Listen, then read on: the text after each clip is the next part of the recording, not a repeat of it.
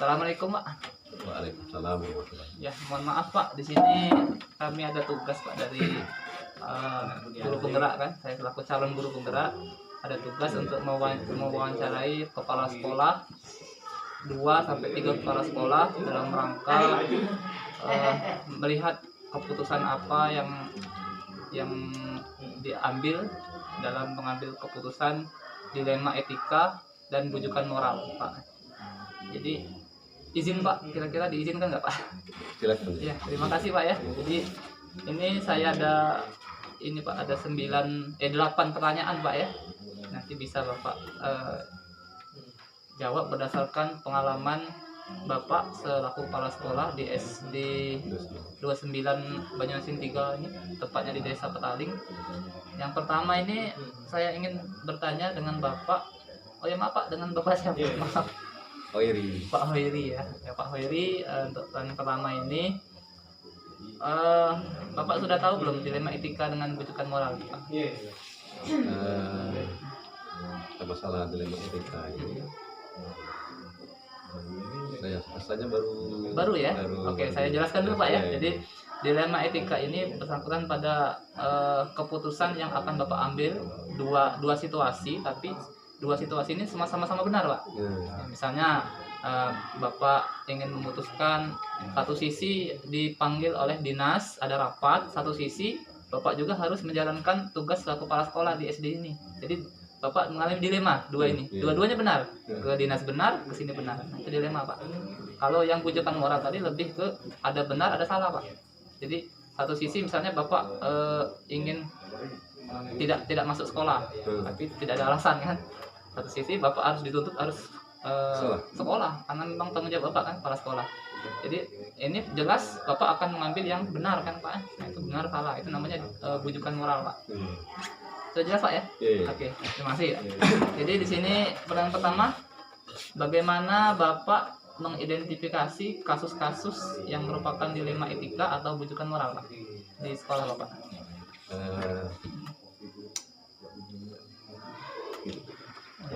Jadi iya, seperti tadi ya dilema etika. Jadi mengidentifikasi edukasinya, misalnya di sekolah ini pertama-tama kita melihat kasus dulu. Oh iya benar Pak. Kasus, kemudian didata dan lain-lain. Apa ya? Ngomong gitu ya. Atau langsung lebih ke langsung kasus apa Pak? Kira-kira ya. Misalnya tadi contoh tadi seperti kasus dilema etika tadi contoh ke misalnya ada kegiatan di sekolah, kemudian saya dipanggil gini ya kamu tadi contoh. Iya. Misalnya apa ya, kegiatan misalnya ada perpisahan beda, pelepasan anak kelas 6 kan. Nah di sini kadang kita menemui dilema juga, ketika tadi misalnya ada yang ada yang setuju ke perpisahan dengan menggunakan organ kan, organ. Kemudian ada yang setuju anaknya itu jalan-jalan saja dengan alasan benar Pak, dengan alasan ya anaknya sukar untuk jalan-jalan tersebut. Nah kemudian untuk perpisahan menggunakan seperti hiburan bilang tadi, katanya itu hanya bagi mereka kan tidak pantas lah. Jadi saya sebagai kepala sekolah itu mengalami dilema. Jadi sebenarnya semuanya syarat-syaratnya semuanya benar, baik bagus kan. Nah, di dilema saya itu di situ. Ya, sekarang saya tangkap apa yang Bapak sampaikan tadi. Saya identifikasi ini bahwa Bapak mengangkat isu atau situasi tentang perpisahan. Satu sisi ada yang meminta organ, sisi yang lain ada yang meminta jalan-jalan. Jadi dua-duanya ini benar karena memang aspirasi usul dari siswa Pak ya. Dari orang tua siswa. Ya, bersama komite. menurut pengalaman Bapak terhadap situasi tersebut, apa kira-kira keputusan yang Bapak ambil waktu itu ya, terhadap dua situasi itu, Pak? Nah, jadi keputusan yang saya ambil Iya, waktu iya. itu Heeh. jalan-jalan itu. Oh, jalan-jalan. Jalan-jalan. Eh, Walaupun agak repot juga untuk ke sana untuk jalan-jalan, tapi kata orang siswa lebih repot kita kalau nggak ada jalur tunggal tenda. oh iya. Jadi kami pilih Kira itu ya. Bagaimana Bapak meyakinkan murid atau wali siswa yang mengusulkan organ supaya mereka juga ikut berpartisipasi di jalan-jalan, Pak? ini masalahnya kan waktu musyawarah kan pertama kan Iya. dimusyawarahkan. Pas musyawarahkan itu ya pada awalnya kita ya berilah apa itu respon lah, stimulan kepada peserta rapat pada waktu orang murid kan ya. Iya. Jadi di sini kita memilih siapa yang suara yang terbanyak. Pas waktu itu jadi suara terbanyak itu yang jalan-jalan tadi. Jadi mau tidak mau yang suara sedikit tadi ikut yang suara terbanyak di sini jalan-jalan. Ada saja yang memang tidak Pasti itu, Pak, pasti. Jadi musyawarah tentunya, Pak ya. Iya, suara. Sudah musyawarah, sudah mufakat. Mungkin belum mufakat mungkin, jadi diambillah suara terbanyak. Nah, ya. Biasanya kalau mufakat itu nggak ngambil suara terbanyak biasanya kan. Iya, Ini karena belum dapat apa kesepakatan, jadi diambillah suara terbanyak, Pak ya. Jadi saya tangkap di situ. Kemudian tadi langkah-langkah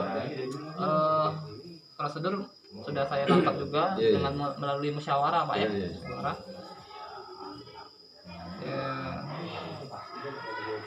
Jadi yang Bapak anggap efektif dalam pengambilan keputusan pada kasus-kasus dilema etika seperti yang Bapak contohkan tadi, bagaimana, Pak?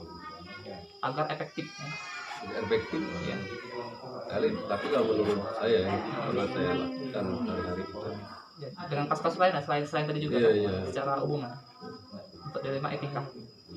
Pertama-tama kita tetap tidak bisa meninggalkan musyawarah itu. Musyawarah itu. Ya, apalagi terjadi pada misalnya kasus-kasus anak-anak kan. Pasti kita melibatkan tenaga kita yang ada di sini. Tidak bisa kita seperti saya, walaupun kita mentang sebagai kepala sekolah untuk memutuskan sendiri itu. Jadi tetap ya musyawarah lah yang paling kita utamakan. Jadi musyawarah itulah kunci utamanya, Pak ya. Jadi seandainya nanti adakah alternatif atau opsi lain yang disebut dengan trilema, kan? Ya. Dari kan ada dua keputusan tuh. Pertama ke organ misalnya tadi kan.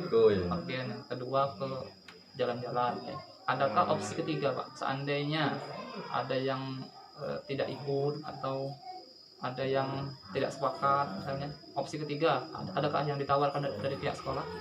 Nah, ya. Opsi ketiganya ya, tadi pertama tadi organ dengan kedua jalan-jalan. Namanya trilema, Pak, namanya. Trilema yang opsi ketiganya ya, kan karena ini kan berkaitan dengan dana kan. Dana, iya. Berkaitan dengan dana. Nah, jadi dana tersebut kalau memang satu dan dua tadi seperti organ dengan jalan tidak, jadi opsi ketiganya setidaknya ya dana tersebut kita gunakan untuk kepentingan sekolah. Ya, kepentingan sekolah misal kan, misalnya kan kadang di ruangan itu tidak ada tabir seperti ini, ordeng kita belikan itu. Itu ketiganya. Itu berarti tapi masih tetap di untuk keperluan siswa juga kan. Ya, bisa saya tangkap, Pak. Jadi ada dilema atau solusi ketiga seandainya dua opsi itu tidak tercapai, Pak. Apa misalnya yang tadi ternyata urung sudah. Ternyata kayak kemarin kan COVID misalnya kan. Ada opsi ketiga untuk sumbangan sekolah mungkin ya. Tantangannya, Pak, mungkin selama Bapak mengambil keputusan kasus dilema etika itu, Pak, tantangannya selama ini? Tantangan ini dari orang tua murid Oh. boleh kan. Nah ini dari orang tua siswa. Dan kita sudah sebar undangan komite diketahui oleh kepala sekolah.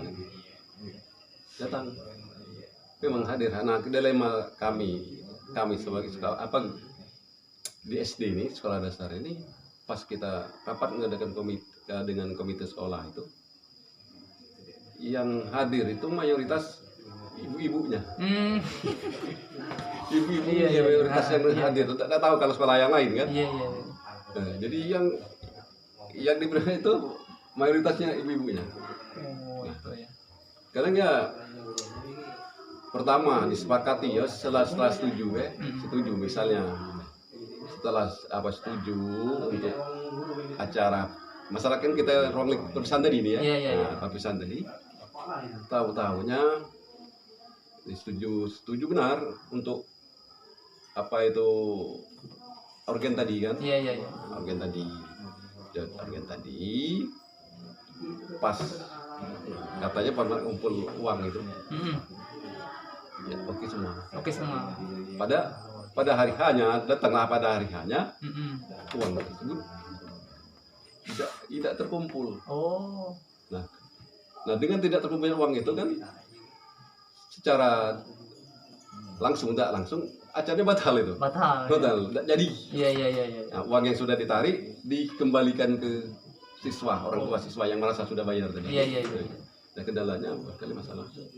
Kalau boleh saya tarik kesimpulan mungkin lebih ke ekonomi, Pak. Nah, iya. Ekonomi. Uang, iya. Lebih ke ekonomi. Udah. Apalagi sekarang getah lagi murah, Pak ya. Jadi Tahu memang mungkin awalnya mereka bisa itu sumbangan sekian, tapi iya. ternyata harga getah itu turun terus, jadi mungkin salah satu penyebabnya itu mungkin, Pak ya. Kita tidak bisa juga langsung menyalahkan mereka kan. Iya benar. Banyak hujan kali kan. Selanjutnya Pak, pertanyaannya, adakah di SD atau sekolah Bapak itu semacam waktu-waktu atau jadwal tertentu untuk semacam penyelesaian kasus D5 etika, Pak?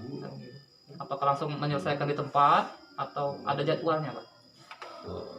Terhadap kasus-kasus yang mungkin muncul. Yang muncul di sekolah. Dan itu langsung selesaikan Langsung setelah di tempat diberikan masyarakat bagi kalau terhadap siswa kan langsung kita selesaikan di tempat dan diberilah apa itu sadar dan sehat, jangan sampai lagi mengulangi hal-hal yang tidak diinginkan itu, jadi langsung di tempat ya. Dari 5 etika untuk keputusan Bapak. Faktor-faktor apa yang mempermudah atau membantu Bapak dalam mengambil keputusan kasus ini, Pak? Kasus D5 etika yang bisa membantu Bapak? Pasti kalau faktor mungkin sumber daya mungkin ya. Iya, sumber daya Guru-guru mungkin ya. Guru-guru juga ada faktor internal dan eksternal. Tidak bisa kita lepaskan itu kan. Tentunya orang tua wali juga mungkin. Iya. Jadi dari semua yang telah disampaikan tuh, kira-kira pembelajaran apa yang bisa Bapak petik dari pengalaman Bapak mengambil keputusan di 5 etika ini? Pengalaman baru apa yang bisa Bapak petik dari pengambilan keputusan di 5 etika ini? Pertama ini kami memang mendapat taruhlah ilmu ya. Ilmu ya. Jadi pertama yang kami dapat misalnya jelaskan penyelesaian kasus kan. Kemudian pokoknya banyaklah yang dapat kami dapat dari wawancara pada hari ini. Iya. Saya yakin Bapak itu sudah melaksanakan semua, Pak. Cuma istilahnya saja mungkin yang masih bingung ya, apa itu trilema, apa itu dilema etika, apa itu wujudan moral. Kami juga seperti itu, Pak, karena kami mengikuti program guru penggerak ini sudah sekitar 4-5 bulan, Pak. Jadi ini sudah terakhir, sudah lokakarya keempat, masih sampai lokakarya ke-7, jadi masih ada 3 lokakarya lagi. Jadi terima kasih saya ucapkan kepada Bapak sudah membantu kami dalam menjalankan salah satu tugas kami, yaitu mewawancarai kepala sekolah. Kurang lebihnya kami mohon maaf kalau seandainya ada hal-hal yang kurang pantas dari kami atau dari segi kami datang tadi kurang sopan atau gimana Pak ya, mohon maaf. Sekali lagi saya ucapkan terima kasih. Ya, sama-sama. Mohon diri Pak ya. Ya, Assalamualaikum ya. warahmatullahi wabarakatuh. Waalaikumsalam warahmatullahi wabarakatuh. Ya. Siap.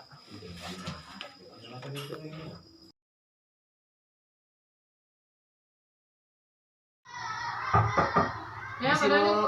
Ya, silakan. Assalamualaikum. Waalaikumsalam Boleh, Bu? warahmatullahi wabarakatuh. Silakan, boleh. Ya. Apa yang bisa dibantu? Nah, jadi begini Bu, saya kan masih menempuh pendidikan guru penggerak Bu ya. Ya.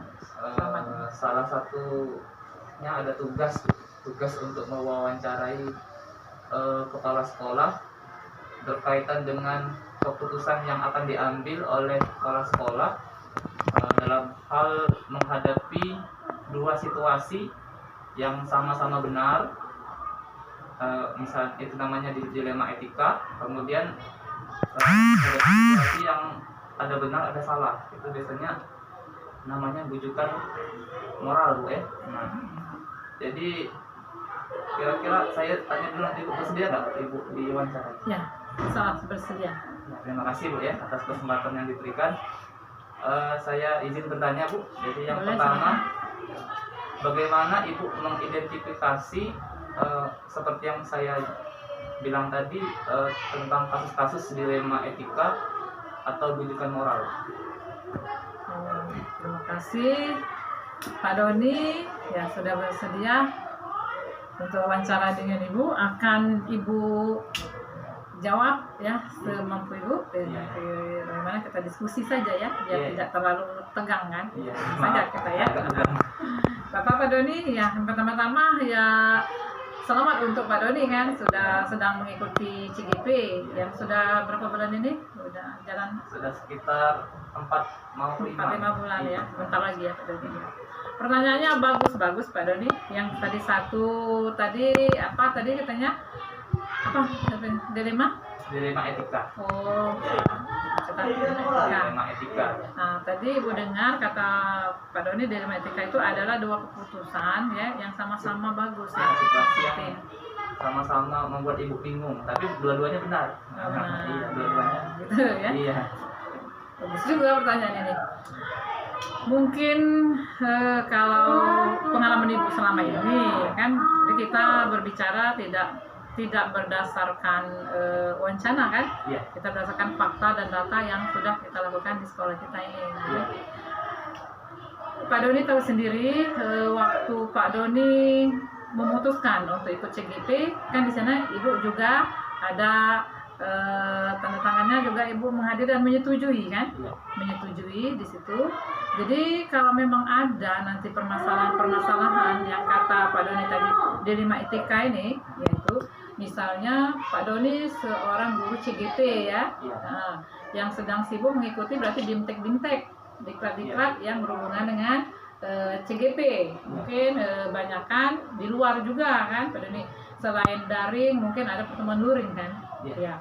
Jadi untuk dilema etikanya pasti juga Pak Doni sudah tahu, memang ini penting, dua-duanya penting. Ibu sebagai seorang pimpinan sangat bersyukur, bangga ya kalau ada gurunya yang sedang mengikuti CGP itu meningkatkan kompetensi pribadinya.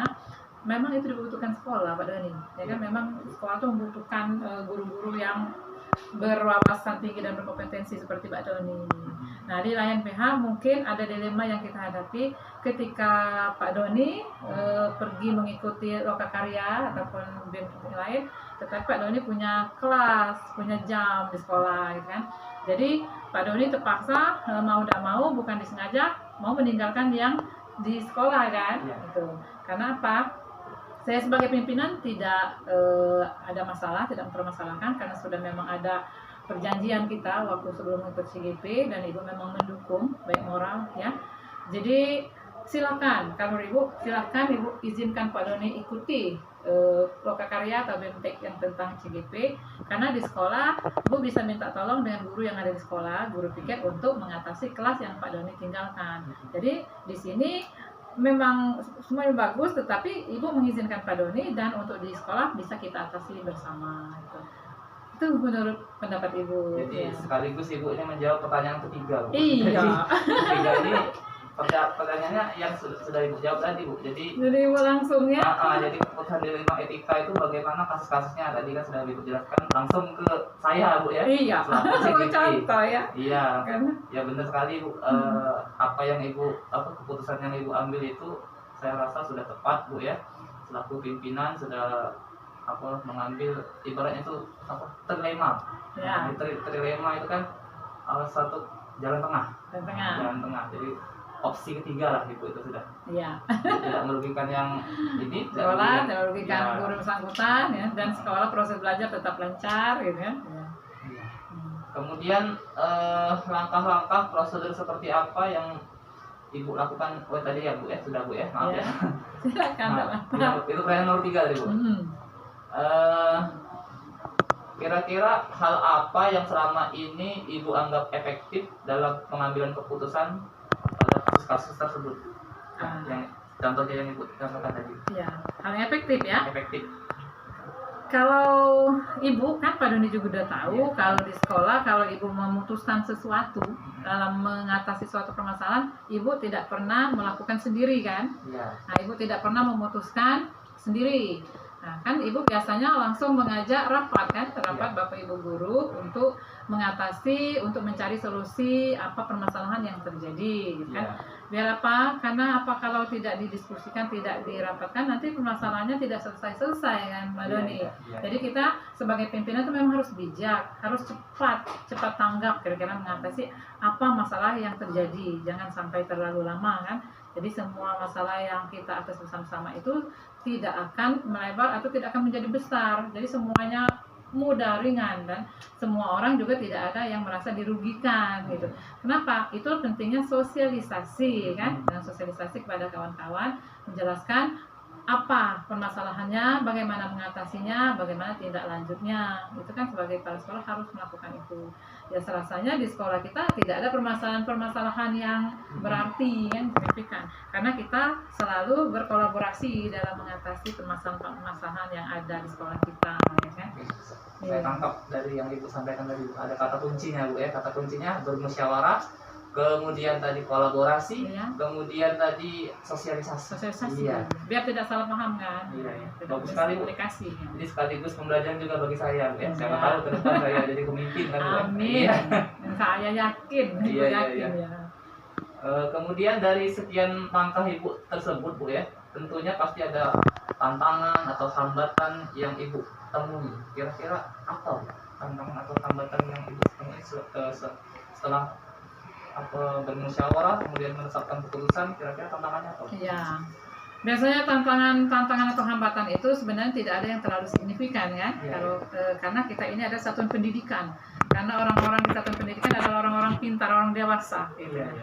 Tapi kalau ada hambatan kecil pasti ada, tidak mungkin ya tidak ada hambatan. Tetapi biasanya kan apa? Karena hidup ini Pak Doni pro dan kontra. Kontra. Ya. Benar kan? Uh-huh. Ya, jadi tidak semua orang akan suka sama kita, dan tidak semua orang yang akan tidak senang sama kita. Bagaimana kita melihat situasi itu. Jadi kalau ada hanya beberapa orang, itu sedikit, tidak semua, beberapa orang yang tidak setuju dengan keputusan yang kita ambil, ya karena mungkin selisih pendapat atau miskomunikasi, sebaiknya kalau menurut Ibu, karena dia hanya beberapa orang, akan Ibu panggil ke ruangan gitu kan, kita berbicara dari hati ke hati. Coaching, ya, coaching kita ya. dari hati ke hati, apa masalahnya gitu. Iya. Kenapa tidak bisa menerima, sedangkan keputusan misalnya orang lain suka menerima, kenapa yang bersangkutan tidak? Nah, mungkin kalau dengan coaching hati-hati ke hati itu biasanya ya semuanya akan mudah diselesaikan. Jadi kita sebagai seorang pimpinan itu tidak boleh egois, tidak boleh arogan, gitu. Terus bijak mencikapi suatu permasalahan yang ada di sekolah kita ini, di SMP 4 Banjarmasin 3 ini. Baik, saya tangkap itu tantangan Ibu. Mungkin ada beberapa yang Iya. mungkin kurang atau tidak setuju atau melanggar kesepakatan. Nah, itu solusinya langsung Ibu jelaskan tadi, yaitu dengan memanggil, Ya, terpanggil dia langsung tatap muka ke ruangan satu-satu ya. dengan menggunakan prinsip coaching dari hati-hati, tidak dengan apa membuih atau gimana. Ya, Ya. kita belajar orang dewasa. Iya. Apalagi di CGP Sekolah Penggerak itu kita selalu pembelajaran orang dewasa gitu. Luar biasa. Orang dewasa itu orang pintar, Pak Doni. Iya, Dan orang pintar, orang dewasa ini pengalamannya udah banyak kan. Berarti dia tidak mau disalahkan, Iya, gitu iya. kan. Karena kita semuanya berangkat dari pengalaman-pengalaman masing-masing. Jadi kita harus saling support dan saling memahami dan saling pengertian kalau menurut Ibu. Luar biasa, Bu. Saya baru mendapat juga pembelajaran dari Ibu dari percakapan ini, Bu, ya. Ya, alhamdulillah Iya. kita sharing. Karena Ibu juga banyak belajar iya, dari Pak nanti Doni. transfer ilmu lah dari Ibu. Dari ini, Bu, terhadap permasalahan dilema etika atau kebijakan moral tersebut, kira-kira ada nggak, Bu, dibuat jadwal tersendiri atau langsung, Ibu? Ya. Ada itu langsung. Terima kasih. Biasanya kalau ada permasalahan yang belum selesai, biasanya kan Ibu akan membuat satu catatan, Iya. agenda kecil ya, Iya. catat di buku seperti ini kan, Ibu Iya, iya. punya buku. Apa yang menurut Ibu ini harus diselesaikan segera kan akan Ibu catat. Apa yang itu penting, yang terpenting akan Ibu segera atasi. Jangan Iya. sampai berlama-lama berlarut-larut gitu kan. Tapi memang Ibu sebagai kepala sekolah penggerak, Iya. kita tidak bisa menyimpang dari selalu perencanaan itu berbasis data kan, Mm-mm. berbasis datanya apa, masalahnya apa, dan kita akan selalu mengevaluasi dan merefleksi kenapa permasalahan program atau masalah-masalah ini ada apa, gitu. Jadi kita catat dulu poin-poin pentingnya, Pak Doni. Kan? Jadi kita itu kalau berbicara nanti tidak melebar kemana-mana. Jadi kita tetap fokus ke permasalahan apa yang akan kita selesaikan kepada guru atau beberapa orang guru atau yang kata Pak Doni tadi ada yang tidak setuju atau tidak sependapat. Jadi itu memang kita harus transparan. Kita juga transparan dan kita juga harus introspeksi diri sebagai pimpinan itu harus selalu menerima legowo untuk bisa menerima kritikan masukan dari guru-guru tetapi yang sifatnya membangun. Oh iya. Jadi jadwalnya tadi apa fleksibel, Bu, ya? Ya, fleksibel ya. Kita tidak kaku karena kita bukan militer. Tapi dicatat kan? Kita catat ya. Terus apa? Kenapa Ibu catat? Karena itu tadi berbasis data dan bisa Ibu review. Masalah ini sudah selesai belum, gitu kan? Apa masih perlu dievaluasi? Apa masih perlu penanganan khusus, gitu kan? Apa perlu ditindaklanjuti atau sudah selesai, misalnya clear, gitu. Baik, Bu. Jadi cukup jelas sekali. Ibu menjelaskan cukup gamblang ya. Terima kasih. Masih ada 2 pertanyaan, Bu. Apa lagi Pak Doni? Adakah seorang atau faktor-faktor apa yang selama ini mempermudah atau membantu Ibu dalam Ibu percaya diri mengambil keputusan tersebut? Oh iya, bagus sekali pertanyaannya Pak Doni. Berarti mempermudah pekerjaan Ibu dalam mengambil keputusan itu ada seluruh warga sekolah ini. Yang paling penting itu yang paling pokok ada Bapak Ibu guru dan pegawai atau staf TU di sini, itu yang selalu mempermudah pekerjaan yang Ibu lakukan. Tidak mungkin Ibu berhasil tanpa bantuan oleh Bapak Ibu guru di sini. Tidak mungkin Ibu bekerja sendiri gitu kan ya. Jadi kenapa kalau dikatakan Ibu bisa sendiri itu tidak mungkin, nonsen lah, ngomong kosong. Jadi kita itu namanya tim yang solid ya, tim yang kuat, kokoh. Jadi kita itu harus berkolaborasi terus, Pak Doni. Dimana Ibu sebagai Ibu manajer ke rekan guru. Kadang guru ini kan kadang-kadang sebagai rekan, kadang juga bawahan ya. Kadang-kadang teman bagi Ibu kan, Pak Doni tahu sendiri. Dan itu disitulah memang kita untuk mengatasi sesuatu itu terbuka, terbuka dan transparan kan, gitu. Seperti yang kita lakukan selama ini. Kita harus selalu menerima dan terbuka kepada seluruh warga sekolah. Karena saran-saran yang Bapak Ibu guru berikan itu mungkin untuk membangun gitu. Asal jangan kritikan yang menjatuhkan. Oh iya, Bu. Kita tidak mau lagi menganggapi atau meladeni orang-orang yang pikirannya negatif terus. Karena membuat aura kita jadi negatif pada jadi semangat kita kendor. Nah, kita harus dekatkan orang-orang yang semangat tinggi. Berpikir positif, positive thinking terus. Iya, benar. Terakhir, Bu, Ya. Jadi dari semua yang Ibu sampaikan tadi, kira-kira selama pembicaraan ini, pembelajaran apa yang bisa Ibu petik dari pengalaman Ibu tersebut dalam mengambil keputusan? Ya. Berdasarkan pengalaman Ibu, pembelajaran itu karena orang itu semakin lama semakin dewasa cara berpikir, gitu kan? Juga semakin bijak dalam bertindak, gitu kan? Jadi kalau pengalaman yang Ibu ambil selama ini, kita sebagai pimpinan itu orangnya harus sabar. Ya. Sebagai pimpinan itu kita harus bijak, ya, tidak pilih kasih, ya, menganggap tidak ada perbedaan, tidak membeda-bedakan satu guru dengan yang lain, sama. Kita juga harus bersedia mentransfer ilmu yang kita miliki untuk kemajuan sekolah kita bersama. Jadi karena tujuan kita itu adalah di sini tujuan visi misinya bersama, kan, bukan tujuan kepala sekolah atau guru saja. Kalau antara tujuan guru saja tidak didukung oleh kepala sekolah tidak akan jalan. Dan juga itu kalau apapun yang akan dilakukan kepala sekolah tanpa dibantu dan didukung guru juga tidak akan berhasil, Pak Doni. Ya, jadi memang kita tuh jangan egois jadi pemimpin, harus sabar, kan, harus bijak dan keputusan, mau menerima kritikan dari warga sekolah, bapak guru dengan siswa untuk kemajuan sekolah yang dipimpin. Jadi kita memang harus terbuka, gitu kan. Dan yang satu lagi yang terakhir itu memang kita kerjanya harus ikhlas. Jadi sudah bekerja ikhlas, jadi hasilnya kita serahkan kepada yang di atas. Jadi terima kasih Ibu sudah menjawab semua pertanyaan saya dengan sangat lengkap, jelas, padat, ya. Saya pun banyak mengambil pelajaran dari percakapan kita hari ini, Bu. Jadi perasaan saya cukup senang bisa mengajar Ibu selaku manajer di SMP Negeri 4 Banjarmasin 3 ini. Tindak lanjutnya mungkin ke depan saya akan mengambil ilmu ini apabila nanti saya juga nanti diamanatkan, mungkin, kan, sebagai pemimpin, kan. Amin. Ya, insya Allah ke depannya Itu mungkin tidak lanjut saya. Mungkin demikian aja, Bu, ya. Iya. Terima kasih atas waktu dan kesempatan yang diberikan. Wassalamualaikum warahmatullahi wabarakatuh. Waalaikumsalam warahmatullahi wabarakatuh. Sukses selalu ya Pak Doni. Semangat terus. Ya.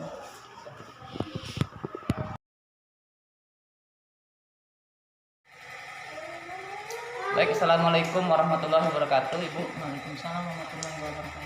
Ya, perkenalkan, nama saya Doni Aprianto, SPD GR.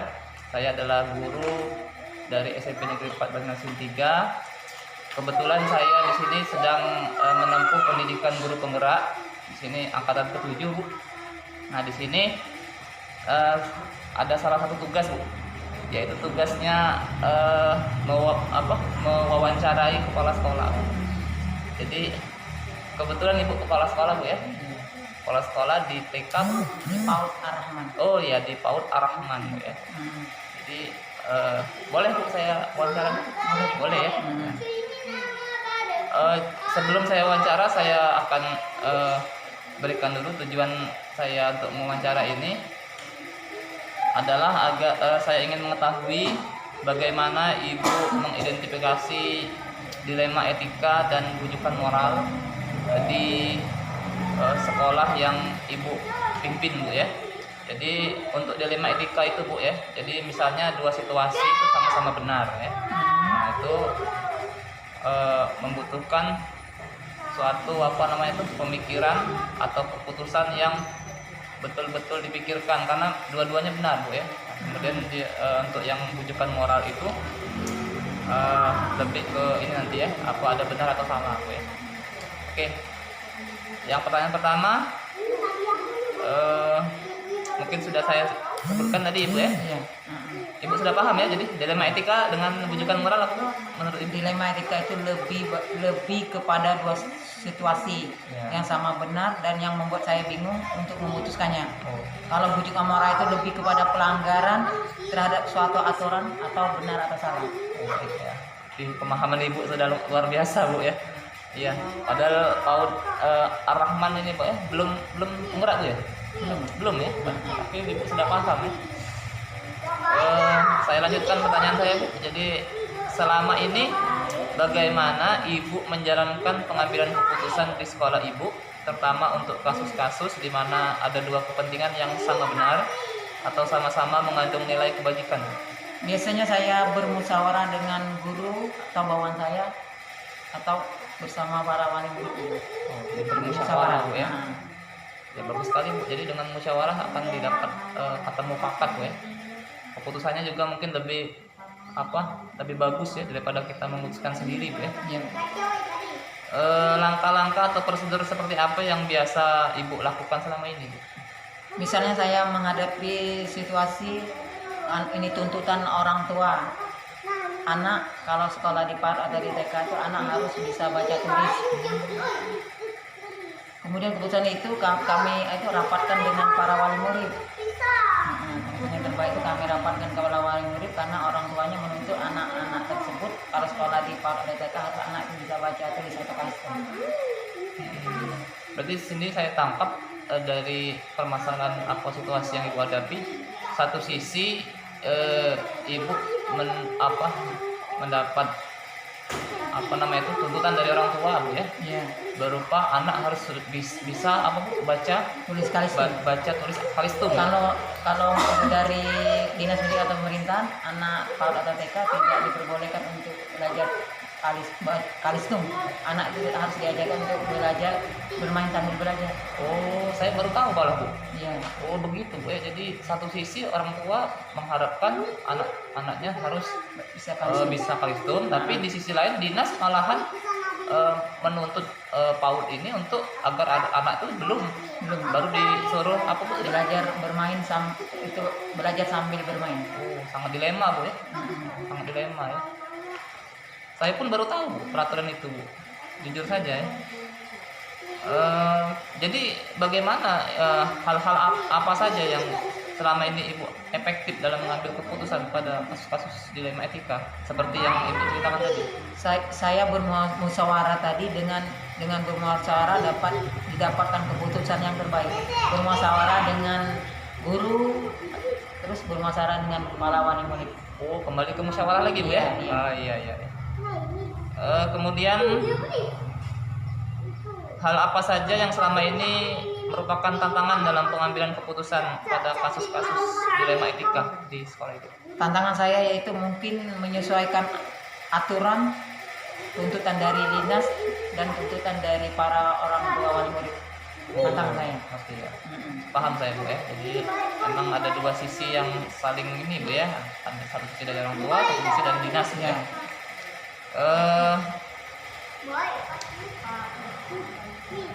Apa ada jadwal, Bu, untuk misalnya menyelesaikan kasus dilema etika di PAUD Ibu ini? Tidak ada jadwal, tapi kalau ada dilema tersebut kami langsung didiskusikan dengan para wali murid, guru. Kalau ada dilema yang tadi kami diskusikan dulu dengan orang tua wali murid dengan guru-guru. Oh, langsung, Bu, ya. Berarti kalau jadwal belum tidak ada, tapi kalau ada kasusnya itu langsung didiskusikan. Oh, iya. Nah, dari tantangan sudah, kemudian jadwal tadi langsung, kemudian ada nggak, Bu, faktor-faktor yang bisa mempermudah atau membantu Ibu dalam pengambilan keputusan dalam kasus tersebut? Faktor-faktor yang bantu itu dukungan dari para wali murid. Dukungan bisa dalam bentuk mungkin motivasi, motivasi. Atau dalam bentuk saran, pendapat, ya. Untuk kemajuan PAUD. Terakhir, Bu,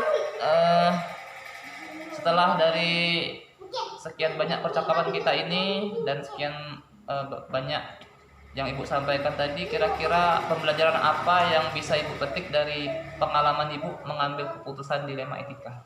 Pembelajaran yang saya dapat itu adalah saya bisa percaya diri dan bisa memutuskan dilema etika. Oh, baik. Saya rasa cukup, Bu, ya, pertanyaan dari saya. Semuanya sudah bisa Ibu jawab dengan baik. Saya berterima kasih atas waktu dan kesempatan yang diberikan. Ini merupakan tugas dari saya dan saya rasa cukup. Bila bisa bil haq, fastabiqul khairat. Wassalamualaikum warahmatullahi wabarakatuh. Waalaikumsalam.